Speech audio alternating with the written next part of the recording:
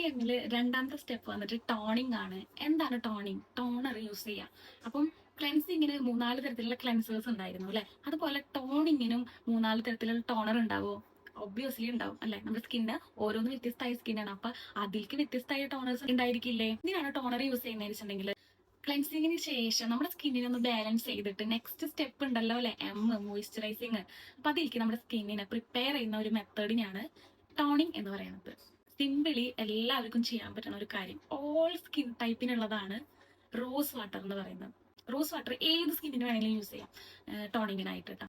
അതല്ലാണ്ട് ഇതിനെ എന്താ പറയാ, വിജൃംഭിപ്പിച്ച് നോക്കുമ്പം ടോണിംഗ് എന്ന് പറയുന്നത് മൂന്നാല് ടോണേഴ്സ് ഉണ്ട്. ഫസ്റ്റ് വൺ ഹൈഡ്രേറ്റിംഗ് ടോണറാണ്. ഹൈഡ്രേറ്റിംഗ് ടോണർ പേരുള്ള പോലെ തന്നെ നമ്മുടെ സ്കിന്നിനെ നന്നായിട്ട് ഹൈഡ്രേറ്റ് ചെയ്ത് വെക്കാനായിട്ട് യൂസ് ചെയ്യുന്ന ടോണേഴ്സ് ആണ്. അപ്പൊ ഈ ഹൈഡ്രേറ്റിംഗ് ടോണറിൽ ഇൻക്ലൂഡഡ് ആയിട്ടിരിക്കുന്നത് ഹൈഡ്രോളിക് ആസിഡും ഗ്ലിസറിനും ഇൻക്ലൂഡഡ് ആയിട്ടുള്ള ടോണേഴ്സ് ആണ് ഈ ഹൈഡ്രേറ്റിംഗ് ടോണേഴ്സ് എന്ന് പറയുന്നത്. ഹൈഡ്രേറ്റിംഗ് ടോണേഴ്സ് കൂടുതലായിട്ട് യൂസ് ചെയ്യുന്നത് ഡ്രൈ സ്കിന്നിനാണ്. നെക്സ്റ്റ് ടോണർ വന്നിട്ട് എക്സ്ഫോലിയേറ്റിംഗ് ടോണർ ആണ്. എക്സ്ഫോലിയേറ്റിംഗ് ടോണർ കൂടുതലായിട്ട് യൂസ് ചെയ്യുന്നത് ഓയിലി സ്കിന്നിനും ഡ്രൈ സ്കിന്നിനുമാണ്. ഡെഡ് സെൽസ് കൂടുതലായിട്ടും റിമൂവ് ആവാനായിട്ട് യൂസ് ചെയ്യുന്നതാണ് എക്സ്ഫോലിയേറ്റിംഗ് ടോണേഴ്സ്. അപ്പം ഇതിൽ എന്ത് കണ്ടന്റ് ഒക്കെ ഉണ്ടാവുക വെച്ചിട്ടുണ്ടെങ്കിൽ നമ്മുടെ ഗ്ലൈക്കോളിക് ആസിഡും സാലിസിലിക് ആസിഡും കണ്ടന്റ് കൂടുതലായിട്ട് വരുന്നതാണ് ഈ എക്സ്ഫോലിയേറ്റിംഗ് ടോണേഴ്സിൽ. മൂന്നാമത്തെ ടോണർ എന്ന് പറയുന്നത് സൂതിങ് ടോണറാണ്. സൂതിങ് എന്ന് പറയുന്നത് നമ്മളറിയാം, നമ്മുടെ സ്കിന്നിനെ ഒന്ന് എന്താ പറയാ, ഒന്ന് സമാധാനമായിട്ട് ഒന്ന് ശാന്തമായിട്ട് വെക്കാൻ യൂസ് ചെയ്യുന്നതാണ് സൂതിങ് ടോണേഴ്സ്. നമ്മുടെ അലോവേര എല്ലാവരും ഇപ്പോൾ ഒരുവിധം മുറ്റത്തൊക്കെ നട്ടു വെച്ചിട്ടുണ്ട്, ഇടയ്ക്ക് മുടിയിലും സ്കിന്നിലൊക്കെ തേക്കാനായിട്ട് അല്ലെ. ആ അലോവേര എടുത്ത് അലോവേരന്റെ ക്രീമും കാര്യങ്ങളും നമുക്ക് പർച്ചേസ് ചെയ്യാനും പറ്റും. അപ്പം അത് യൂസ് ചെയ്തിട്ട് അത് ടോണറായിട്ട് യൂസ് ചെയ്യുന്നതിനെയാണ് സൂതിങ് ടോണർ എന്ന് പറയുന്നത്. അപ്പം മുഖം എപ്പോഴും ശാന്തമായിട്ട് സമാധാനമായിട്ട് ഇരിക്കാൻ ആഗ്രഹിക്കണവര് എങ്ങനെയുള്ള സ്കിന്നുള്ളവരായിരിക്കും? ഉറപ്പായിട്ടും ആക്നെ അല്ലെ, ആക്നെ പോസ് ഒക്കെ ഉള്ള സ്കിന്നുള്ളവരായിരിക്കും കൂടുതലായിട്ട് വിചാരിക്കാൻ. അപ്പം അവർക്കുള്ള തന്നെയാണ് പിമ്പിൾസ് ഒക്കെ വന്ന് പോയിട്ട് ഭയങ്കര ആക്നെയും കാര്യങ്ങളൊക്കെ ഉള്ളവർക്കാണ് കൂടുതലായിട്ടും സൂതിങ് ടോണേഴ്സ് യൂസ് ചെയ്യുന്നത്. ഇനി എൻ്റെ ഫൈനൽ വൺ ആണ് ബ്രൈറ്റനിങ് ടോണർ. ബ്രൈറ്റനിങ് ടോണർ എന്ന് വെച്ചാൽ ഒബ്വിയസ്ലി സ്കിന്ന് ബ്രൈറ്റ് ആവാൻ വേണ്ടിയിട്ട് യൂസ് ചെയ്യണ ടോണേഴ്സിനെയാണ് ബ്രൈറ്റനിങ് ടോണർ എന്ന് പറയുക. അപ്പം ഇതില് വിറ്റാമിൻ സി, നിയാസിനമൈഡിന്റെ ഒക്കെ സിറം നമുക്ക് ഡെർമാക്കോല്, ഡാംഡോക്കിൽ അങ്ങനെ കുറെ ബ്രാൻഡുകളിലൊക്കെ ഒരുപാട് അവൈലബിൾ ആണ് ബ്രൈറ്റനിങ് സിറംസ്. അതായത് ബ്രൈറ്റനിങ് ടോണർ ഇൻക്ലൂഡഡ് നിയാസിനമൈഡും പിന്നെ നമ്മുടെ വിറ്റാമിൻ സി ഒക്കെ കണ്ടന്റ് ഉള്ളത് കേട്ടോ. അപ്പം ഇതും മുഖം ബ്രൈറ്റ് ആവണമെന്ന് തോന്നുന്നവർക്കൊക്കെ ഉപയോഗിക്കാം കേട്ടോ. പ്രത്യേകിച്ച് സ്കിൻ ടൈപ്പ് ഒന്നുമില്ല, നോക്കി യൂസ് ചെയ്യാം, അത്രേ ഉള്ളൂ. അപ്പം ചിലർ ചോദിക്കും ഈ ടോണിംഗ് ഒക്കെ ചെയ്തിട്ട് എന്തൊക്കെ കാര്യമെന്ന്. ഒരുപാട് കാര്യമുണ്ട്. നമ്മുടെ ഫേസിന് അല്ലെങ്കിൽ നമ്മുടെ സ്കിന്നിന്റെ pH ബാലൻസ് ചെയ്യാൻ, സ്കിന്ന് നല്ലതായിട്ട് ഹൈഡ്രേറ്റഡ് ആയിട്ടിരിക്കാൻ വേണ്ടിയിട്ട്. പിന്നെ അത് മാത്രമല്ല നമ്മുടെ പോർട്സ് ഉണ്ടല്ലോ, സ്കിന്നിൽ കുരുവന്ന് പോകുന്നവർക്ക് അറിയാം അതിന്റെ ബുദ്ധിമുട്ട്. പോർട്സ് ഒക്കെ ചെറുതായിട്ട് വരാൻ, അതുപോലെ തന്നെ നല്ല മോയ്സ്ചർ ആയിട്ടിരിക്കാൻ, നമ്മുടെ സ്കിന്ന് നല്ല മോയ്സ്ചർ ആയിട്ടിരിക്കാൻ ഒക്കെ ഹെൽപ്പ് ചെയ്യുന്നതാണ് ഈ ടോണിംഗ് എന്ന് പറയുന്നത്. ടോണിംഗ് ചെയ്തതിന് ശേഷം നമ്മൾ കഴുകേണ്ട ആവശ്യം അല്ലെങ്കിൽ തുടച്ച് കളയേണ്ട ആവശ്യം ഒന്നുമില്ല. നമ്മൾ ഏത് ടോണറാണോ മുഖത്ത് സ്പ്രേ ചെയ്യണേ അത് മെല്ലെ ഡൈബ് ചെയ്ത് സ്കിന്നിലേക്ക് തന്നെ അബ്സോർവ് ചെയ്യാൻ വിടുക. ഒരു 2 മിനിറ്റ് വെയിറ്റ് ചെയ്താൽ തന്നെ അത് ഉണങ്ങും. അതിനുശേഷമാണ് നമ്മൾ മോയ്സ്ചറൈസിങ് എന്ന് പറഞ്ഞ സിറ്റിഎമ്മിന്റെ ലാസ്റ്റ് ഘട്ടം ചെയ്യാം. നമ്മുടെ ലാസ്റ്റത്തെ സിറ്റിഎം മെത്തേഡിലെ ഏറ്റവും പ്രധാനപ്പെട്ട ലാസ്റ്റത്തെ മെത്തേഡാണ് മോയ്സ്ചറൈസിങ് എന്ന് പറയുന്നത്. മോയ്സ്ചറൈസിങ്ങും ഇതുപോലെ തന്നെ 3-4 തരത്തിലുണ്ട്. ഏതൊക്കെയാണെന്ന് വെച്ചിട്ടുണ്ടെങ്കിൽ ഫസ്റ്റ് നമുക്ക് ഓയിലി സ്കിന്നിന്റെ, അതായത് എൻ്റെ പോലെ ഉള്ള സ്കിന്നുകാർക്ക് നോക്കാം. ഓയിലി സ്കിന്നിന് ഏറ്റവും ബെറ്റർ ജെൽ മോയ്സ്ചറൈസേഴ്സ് ആണ്. അതായത് ഓയിൽ കണ്ടന്റും ഉണ്ടാവില്ല, സിമ്പിൾ ടെക്സ്ചറും ആയിരിക്കും.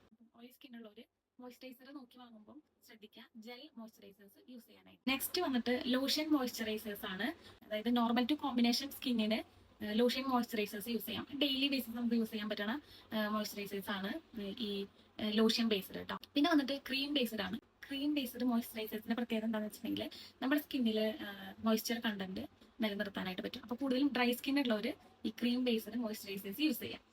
Last one barrier repair moisturisers ആണ്. ഇത് കൂടുതലും എന്താ പറയാ, സ്കിന്ന് ഭയങ്കര ഡാമേജ്ഡ് അല്ലെങ്കിൽ സെൻസിറ്റീവ് സ്കിൻ ഉള്ളവർക്കാണ്. ഡാമേജ്ഡ് അല്ല, പെട്ടെന്ന് ഡാമേജ്ഡ് ആവാൻ ചാൻസ് ഉള്ള സ്കിന്നുകാരാണ് സെൻസിറ്റീവ് സ്കിൻ ഉള്ളവർ. എന്താണെന്ന് വെച്ചാൽ അവർക്ക് എന്ത് വെച്ചാലും പറ്റില്ല, എന്ത് വെച്ചാൽ എന്തെങ്കിലുമൊക്കെ വരും.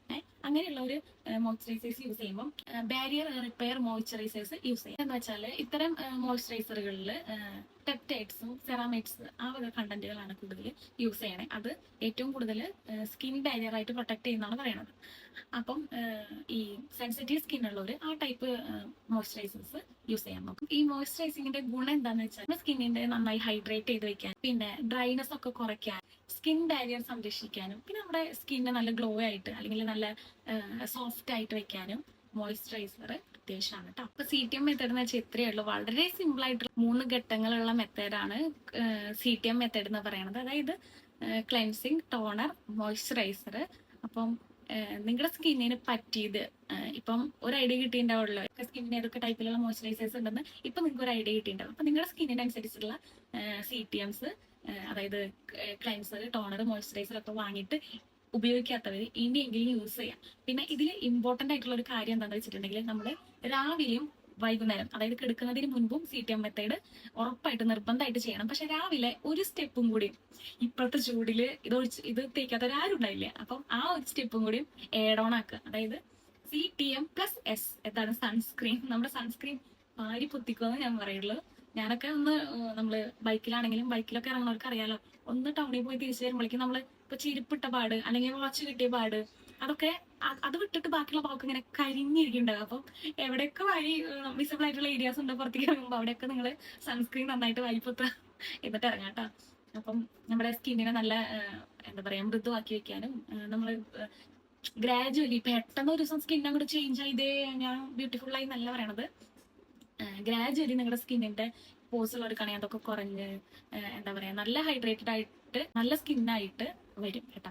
അപ്പം എല്ലാവരും ഇന്ന് ഇതുവരെ തുടങ്ങിയിട്ടില്ലെങ്കിൽ CTM മെത്തേഡ് പ്ലസ് സൺസ്ക്രീൻ അതും കൂടി മൈൻഡിൽ വെക്കാം കേട്ടോ. സിമ്പിൾ ആയിട്ടുള്ള സ്കിൻ കെയർ ഏറ്റവും പ്രധാനപ്പെട്ട ഈ കാര്യങ്ങൾ ചെയ്യുന്ന വിചാരിക്കണം. അപ്പൊ നെക്സ്റ്റ് വീഡിയോയിൽ കാണുന്നവരെ ബൈ.